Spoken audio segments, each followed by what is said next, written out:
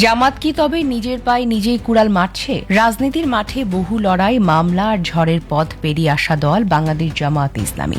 কিন্তু নতুন সংসদ সদস্য নির্বাচনের পর নিজেদের প্রমাণ করার এক বিশাল সুযোগ পেয়েও আজ তারা সেখানে এসে ঠেকেছে। তা দেখে তাদের সমর্থকরাও অবাক হয়ে গেছেন। এই নির্বাচনে এককভাবে ৬৮ আর জোট বেঁধে ৭৭টি আসন জিতে সংসদের প্রধান বিরোধী দল হিসেবে বিশাল জায়গায় বসেছিল তারা। সারা দেশের মানুষ ও রাজনৈতিক বিশ্লেষকরা তখন ভেবেছিলেন এবার হয়তো এই দল সংসদে এক পরিপক্ক, দায়িত্বশীল ও নীতিভিত্তিক বিরোধী দলের ভূমিকা পালন করবে। কিন্তু মাত্র ৫ মাসের মাথায় আজ রাজনীতির মাঠে বড় প্রশ্ন উঠেছে, যে দল এতদিন ধরে সুশৃঙ্খল ও আলাদা ধাঁচের ক্যাডার ভিত্তিক দল হিসেবে নিজেদের দাবি করত, তাদের সেই ভাবমূর্তির মূল ভিত্তিটাই কি এখন নিজেদের নেতাদের কাণ্ডজ্ঞানহীন ভুলের কারণে ধসে পড়তে যাচ্ছে? দায়িত্ব নেওয়ার ১৫০ দিন পার হতে না হতেই একের পর এক আজব ও অসঙ্গতিমূলক কথা, বাজেট নিয়ে ভুল, সংসদে দাঁড়িয়ে ধোয়া মোছার বিলাসী জিনিসপত্র করা দাবি, প্রকাশ্যে ভুয়া ইতিহাস বানানো, নিজের পরিবারের মধ্যে সরকারি টাকা ভাগের স্বজনপ্রীতি, উস্কানিমূলক হুমকির অডিও এবং সবশেষে গোপন ভিডিও ভাইরাল। বিরোধী দলের আসন পাওয়ার মাত্র কয়েক মাসের মধ্যে এমন একটার পর একটা বিতর্কের রেকর্ড সম্ভবত অন্য কোনো দলের ইতিহাসে এত দ্রুত দেখা যায়নি। আজ আমরা কোনো জটিল বা প্যাঁচানো কথা ছাড়াই একদম সহজ ভাষায় বিস্তারিত জানব সে আলোচিত বিতর্কিত কাণ্ডগুলো, যা জামায়াতকে এনে দাঁড় করিয়েছে দলটির অস্বস্তি রক্ষার সবচেয়ে বড় পরীক্ষার সামনে। প্রথমে বলতে হয় কুষ্টিয়া ৩ আসনের এমপি মাওলানা আমির হামজার কথা। তিনি দায়িত্ব নেওয়ার পর থেকে একাই একাধিক কাণ্ড ঘটিয়ে বসেছেন। প্রথমে ঝামেলা শুরু হয় ২৭শে মার্চ কুষ্টিয়া সদর উপজেলার বড় মসজিদে। জুম্মার খুতবার ঠিক আগে কথা বলার সময় তিনি হঠাৎ সাবেক জ্বালানি মন্ত্রী ও বিএনপি নেতা ইকবাল হাসান মাহমুদ টুকুকে সোজাসুজি নাস্তিক ও ইসলাম বিদ্বেষী বলে বসেন। ব্যাস, তার এই বক্তব্যের অডিও আর ভিডিও সোশ্যাল মিডিয়ায় ছড়িয়ে পড়ে। দেশ জুড়ে তীব্র উত্তেজনা শুরু হয়। রাজনৈতিক অঙ্গনে তোলপাড় শুরু হলে সিরাজগঞ্জে এই নেতার বিরুদ্ধে জোড়া মানহানির মামলা ঠুকে দেওয়া হয় এবং আদালতে হাজির না হওয়া পর্যন্ত তার নামে গ্রেফতারি পরোয়ানা পর্যন্ত জারি হয়। শেষমেশ হাইকোর্টে দৌড়াদৌড়ি করে আগাম জামিন নিয়ে নিম্ন আদালতে আত্মসমর্পণ করে তিনি এবং কোনো মতে আইনি ঝামেলা থেকে রক্ষা পান। কিন্তু আমির হামজার কাণ্ড এখানেই শেষ হয়নি। বাজেট অধিবেশনে সংসদের বাহিরে সাংবাদিকদের সাথে কথা বলার সময় তিনি এক ঐতিহাসিক ভুল করে বসেন। রিপোর্টাররা যখন বাজেট নিয়ে কথা বলতে বললেন, তখন তিনি বেশ গম্ভীর মুখে বললেন, দেশের বাজেট হওয়া উচিত ছিল ২০০ কোটি টাকা। পরক্ষণে নিজেকে একটু সামাল দিয়ে শুধরে বললেন, না সরি, ৬,০০০ কোটি টাকা হওয়া উচিত। এখন একটু ঠান্ডা মাথায় চিন্তা করুন তো, যেখানে দেশের আসল জাতীয় বাজেটের আকার প্রায় ৯,৩৮,০০০ কোটি টাকা, সেখানে একজন নির্বাচিত সংসদ সদস্য বাজেটের অঙ্ক এক ধাক্কায় নামিয়ে আনলেন মাত্র ৬,০০০ কোটিতে। পরে তিনি দাবি করলেন যে মুখ ফসকে ভুল শব্দ বের হয়ে গেছে। তিনি আসলে ৬ লাখ কোটি টাকা বলতে চেয়েছেন। দেশের নীতি নির্ধারণের জায়গায় বসে একজন এমপি কিভাবে এমন অবাস্তব কথা বলেন, তা নিয়ে জামায়াতে নিজেদের সমর্থকরাও চরম অস্বস্তিতে পড়ে যান। আমির হামজার এই কাণ্ড কাটার আগেই চাঁপাইনবাবগঞ্জ ২ আসনের জামায়াতের এমপি মিজানুর রহমান সংসদে দাঁড়িয়ে যা বললেন, তা শুনে দেশের মানুষ হা হয়ে গেছে। সংসদ ভবনের অধিবেশন হচ্ছে এমন একটা জায়গা যেখানে গিয়ে এমপিরা দেশের সাধারণ মানুষের দুঃখ, কষ্ট, নিত্যপণ্যের দাম কিংবা নিজ এলাকায় অভাব অভিযোগ নিয়ে কথা বলেন। কিন্তু মিজানুর রহমান সাহেব গত ১৭ জুন সংসদে বাজেট আলোচনার দিন দাঁড়িয়ে বেবের সিরিয়াস মুখ করে বললেন, তাদের এমপিদের ফ্ল্যাটে নাকি এখনো জানালার পর্দা লাগানো হয়নি। শুধু পর্দাতেই ক্ষান্ত হননি তিনি। এরপরে আরও এক ধাপ এগিয়ে কড়া গলায় দাবি জানিয়ে বলেন, আমরা শুনেছিলাম আমাদের ফ্ল্যাটে এক এক করে ওয়াশিং মেশিন আর মাইক্রোওয়েভ ওভেন দেওয়া হবে। আমি এই পর্দা, ওয়াশিং মেশিন আর মাইক্রোওয়েভ তাড়াতাড়ি দেওয়ার জোর দাবি জানাচ্ছি। তার এই অদ্ভুত প্রশ্নে দেশের মানুষ প্রশ্ন তুলতে শুরু করে।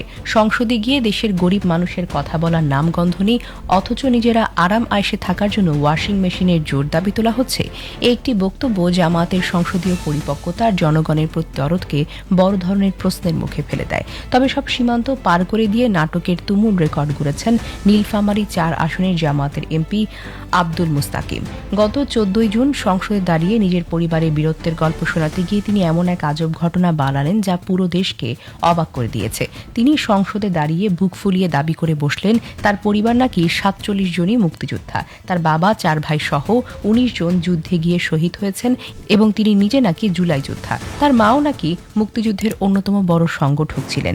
এই কাহিনী শোনার পর যখন অনুসন্ধানী সাংবাদিকরা সত্য খুঁজতে বের হলেন, তখন আসল গল্প ঝুড়ি থেকে বের হয়ে আসলো। জানা গেল এমপি সাহেবের জন্মই হয়েছিল মুক্তিযুদ্ধের ঠিক 10 বছর পর 1981 সালে। আর যে বাবাকে তিনি সংসদে দাঁড়িয়ে বিজয়ের বেশি মুক্তিযুদ্ধে শহীদ বানিয়ে দিলেন, সেই বাবা বাস্তবে এখনো বেঁচে আছেন। আবার নড়াইল 2 আসনের জামায়াতের এমপি আতাউর রহমান আবার সরাসরি জড়িয়েছেন স্বজনপ্রীতিতে। সরকারি নিয়ম অনুযায়ী এমপিদের একটা নিজস্ব ঐচ্ছিক তহবিল থাকে, যেখান থেকে এলাকার গরিব, দুস্থ, অসহায় মানুষদের টাকা পয়সা দিয়ে সাহায্য করার কথা। কিন্তু জুলাই মাসের শেষ দিকে সচিবালয়ের এক গোপন চিঠি ফেসবুকে লিফলেট হয়ে ভাইরাল হয়ে যায়। সেখানে দেখা যায় গরিব মানুষদের সাহায্য করার জন্য অনুমোদিত সেই সরকারি তালিকার স্পষ্ট 2টি জায়গায় জলজল করে চলছে এমপির নিজের মেয়ের নাম।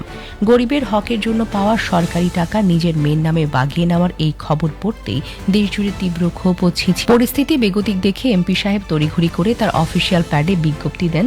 এই ভুলের জন্য দায়ী ছিলেন ওনার পিএস, যাকে বরখাস্ত করা হয়েছে। কিন্তু সচেতন মহল প্রশ্ন তুলল, এমপি নিজে সই করার সময় তালিকার ভেতরে মেয়ের নাম দেখতে পেলেন না, আর সব দোষ পিএস এর উপর চাপিয়ে দিলেন। এসবের পাশাপাশি মাঠের রাজনীতিতে ভয়ের খবরও পাওয়া যায়। চট্টগ্রাম 15 আসন থেকে হঠাৎ ফাঁস হয়ে যায় এক থমথমে উস্কানিমূলক অডিও রেকর্ড। ফাঁস হওয়া সেই রেকর্ডে চট্টগ্রাম 15 আসনের সাবেক এমপি শাহজাহান চৌধুরীকে লক্ষ্য করে কড়া হুমকি দিয়ে বলতে শোনা যায়, এখানে এলে পায়ে গুলি করবে। একটি স্বাধীন ও গণতান্ত্রিক দেশে যেখানে প্রতিটি রাজনৈতিক দলের নিজের ইচ্ছে মতো চলার অধিকার রয়েছে, সেখানে একজন সাবেক সংসদ সদস্যকে লক্ষ্য করে এই ধরনের রক্তক্ষয়ী হুমকির কথা বলাটা আসলেই কি বাঞ্ছনীয়? এই অডিও ক্লিপটি কেবল সেই আসনের স্থানীয় রাজনীতির পরিবেশকে উত্তপ্ত করেনি, বরং পুরো দেশ জুড়ে বার্তা দেয় জামায়াতের ক্ষমতার নেপথ্যে এখনো পুরনো সহিংসতার মানসিকতা কাজ করছে। আর এই সব বিতর্কের আসল খেলাটা ঘটে গত 20 জুলাই রাতে, যা জামায়াতের নীতি ও নৈতিকতার শেষ ভিতটাকেও বড় ধাক্কা দেয়। ঘটনা ঘটে সাতক্ষীরা 4 আসনের সাবেক কাজী নজরুল ইসলামকে ঘিরে। মাঝরাতে হুট করে সোশ্যাল মিডিয়ায় ছড়িয়ে পড়ে তার এক চরম সংবেদনশীল ও বিতর্কিত গোপন ভিডিও। একটি কড়া ধর্মীয় নীতি না মানলেও শীর্ষস্তরের নেতারা এমন কাজে জড়িয়ে পড়ার ঘটনা সোশ্যাল মিডিয়ায় মুহূর্তের মধ্যেই আগুনের মতো ছড়িয়ে পড়ে। বিষয়টি রাজনৈতিক ষড়যন্ত্র নাকি ব্যক্তিগত নৈতিক পতন, তা নিয়ে রাজনৈতিক অঙ্গনে নানা কথা হলেও এটি একটি চরম জামায়াতে নিজেদের সমর্থকদের মধ্যেই চরম হতাশা, লজ্জা আর অস্বস্তির জন্ম দেয়। কিন্তু সব কথার একটাই সারাংশ, বিরোধী দলের প্রধান শক্তি হওয়া মাত্র 5 মাসের মাথায় এমন কাজ এই দলের ভাবমূর্তিতে মারাত্মক আঘাত আনে। শুধু 6 এমপি নন, বিগত কয়েক মাসে দেশের বিভিন্ন জায়গায় জামায়াতের স্থানীয় কিছু নেতাকর্মীর বিরুদ্ধে বাজার দখল, গণপরিবহন থেকে চাঁদা আদায়, অন্যায়ের বিরুদ্ধে নিষেধাজ্ঞার ও উস্কানিমূলক মন্তব্য করার খবর নিয়মিত উঠে এসেছে। এতদিন ধরে যারা নিজেদের মধ্যে সুশৃঙ্খল, ভালো, আলাদা ধারার দল বড়াই করত, তৃণমূলের এই কর্মকর্তাদের আচরণ ও ক্ষমতার কারণে সবকিছুই যেন গুড়িয়ে যাচ্ছে। পরিস্থিতি বেশি খারাপ হলে এবং সব দিক থেকে সমালোচনার তীর আসতে শুরু করলে জামায়াত নেতা হামিদুর রহমান আজাদ শেষে মুখ খুলতে বাধ্য হন। তিনি গণমাধ্যমে জানান, কারো ব্যক্তিগত অন্যায়ের দায় দল নেবে না। কিন্তু সাধারণ মানুষ ও রাজনৈতিক বিশ্লেষকদের প্রশ্ন তুলেছেন, ঘটনা ঘটে যাওয়ার পর কেবল 2-1টা পিএস বরখাস্ত হয়ে আর মুখ ফেটে দায় এড়ানোর কথা বলে কি এতদিন ধরে হারানো বিশ্বাস আর ভাবমূর্তি ফেরত পাওয়া সম্ভব? প্রধান বিরোধী দল হওয়ার অর্থ কেবল সংসদে গিয়ে সুযোগ সুবিধা নেওয়া নয়, বরং দেশের মানুষের কথা বলা, সরকারের ভুল ধরা, নিজেদের এক যোগ্য বিকল্প হিসেবে গড়ে তোলা। কিন্তু মাত্র 5 মাসের মাথায় এই 6 জন এমপির ভুলভাল কথা, বাজেটের অঙ্ক নিয়ে গোলমাল, ওয়াশিং মেশিনের দাবি, ভুয়া ইতিহাস পরিবেশন, স্বজনপ্রীতি, গুলির হুমকি আর গোপন ভিডিওর খবর প্রমাণ করে দিয়েছে জামায়াতের এই নতুন বড় জায়গা সামলাতে গিয়ে মারাত্মক ভুল করে ফেলেছে। এখন দেখার বিষয়, তারা কি নিজেদের এসব লোকজনকে শক্ত হাতে শুধরে নিয়ে ভালো রাজনীতি করতে পারবে, নাকি নিজেদের দলের লোকজনদের ভুলেই তাদের রাজনৈতিক ভবিষ্যৎ একদম অন্ধকারে তলিয়ে যাবে।